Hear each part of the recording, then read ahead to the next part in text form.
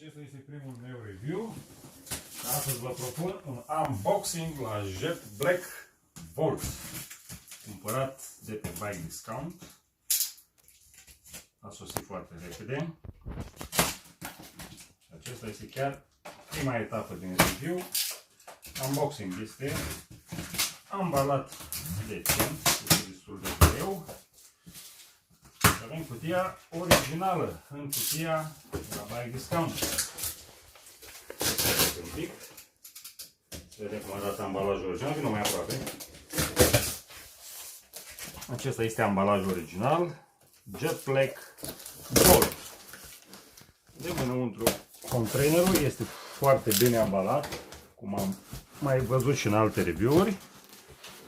Încercăm să extragem cutia sau direct trainerul. Arată într-un bubble. Și acesta este următorul ambalaj. Este împachetat cu simț de răspundere. A venit intact, nu e lovit, nu e spart. Ambalajul este excelent. Îl dăm deoparte. Mergem la pasul al doilea, în care scoatem la iveală Jet Black Volt, producători australieni sau din Noua Zeelandă. Ambalat foarte, foarte bine. Acesta este cablul de alimentare. Acesta este quick release-ul și cheia pentru montaj, cartea tehnică, alimentatorul în sine, adaptoare pentru True Axle și cheile de montaj. Primul picior este din aluminiu, este metalic cu capete de cauciuc și este piciorul din spate.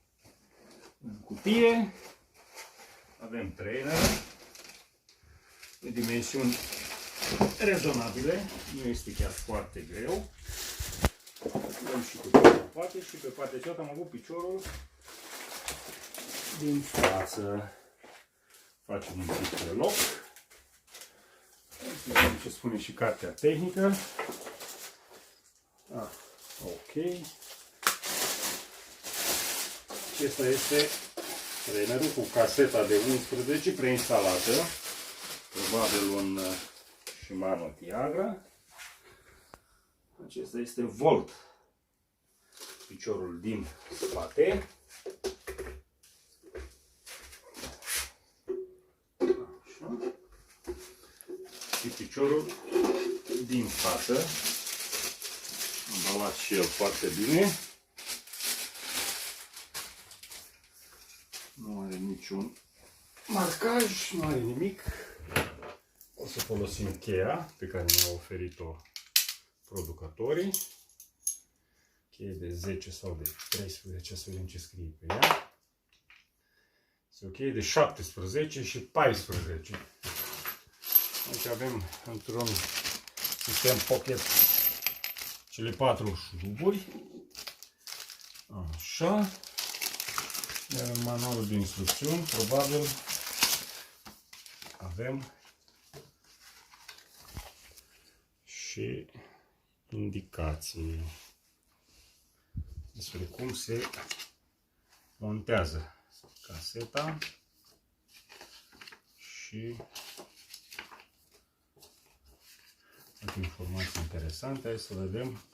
Avem și un cod de bare în care avem codul produsului original. Ia să vedem.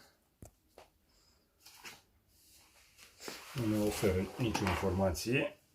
Atunci procedăm la montaj. Să vedem cele două șuruburi. Volt este asamblat. Ok. Ok. Bun. Așa arată Bolt asamblat. destul de rezistent. Volanta se simte destul de ferm la mână. Un pic de ordine.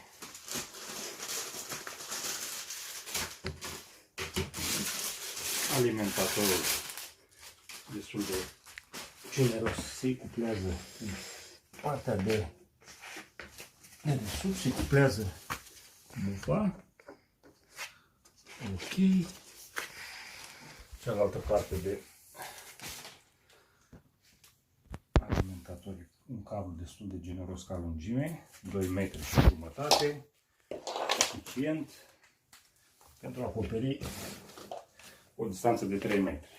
Acesta a fost unboxing-ul, revenim testul. Pentru testul de sunet am ales aplicația Decibel-X, pe care o să o deschidem. O să așezăm telefonul în apropierea trainerului și vom efectua un test pentru diferite viteze.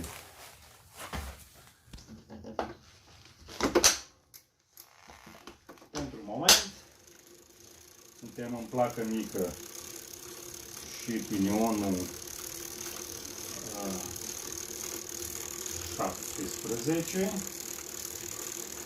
Deci, în clipa de față, rulăm cu o viteză de 20 de km la oră.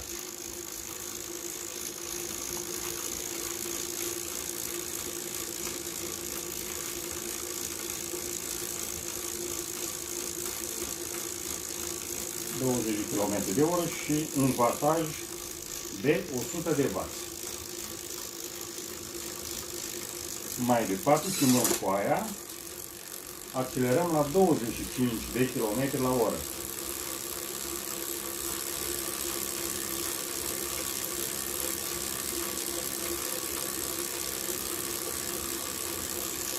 Și un wataj de 140 de W. Urcăm la 30 de km la oră.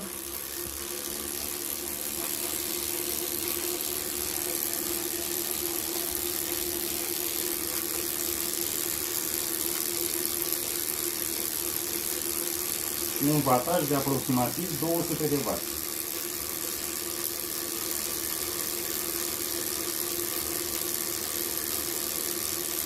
Iar acum încercăm în 35 de km la oră.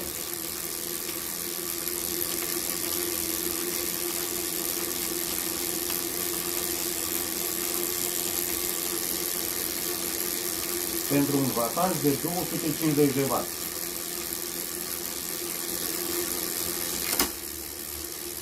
Iar acum 40 la oră.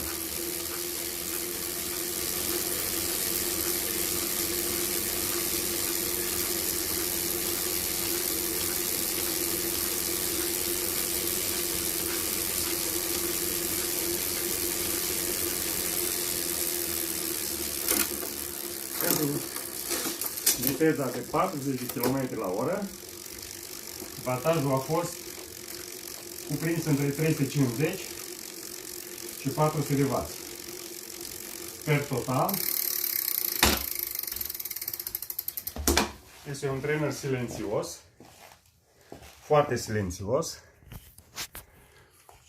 stabil și mai multe impresii despre un workout în următoarea sesiune. Suntem la mijlocul sesiunii de antrenament. Avem două sisteme de măsură. Cu Garmin 520 am conectat pedale Favero Axioma Duo, iar prin Note și la televizor am conectat Jet Black Volt. În prezent, diferența între cele două sisteme de măsură este de 10 W în favoarea pedalelor, iar la sfârșitul sesiunii vom putea face o evaluare pentru toată sesiunea de lucru, atât putere medie normalizată, cât și cadență, punct și așa mai departe. Ne vedem la sfârșit! Am terminat prima sesiune de antrenament cu Jet Black Volt și am obținut următoarele date. Cu trainerul avem o putere medie de 181 de W, o putere maximă de 311 și o putere normalizată de 206. Iar pe Garmin 520, avem o putere medie de 157 de W, o putere maximă de 397 și o putere normalizată de 190.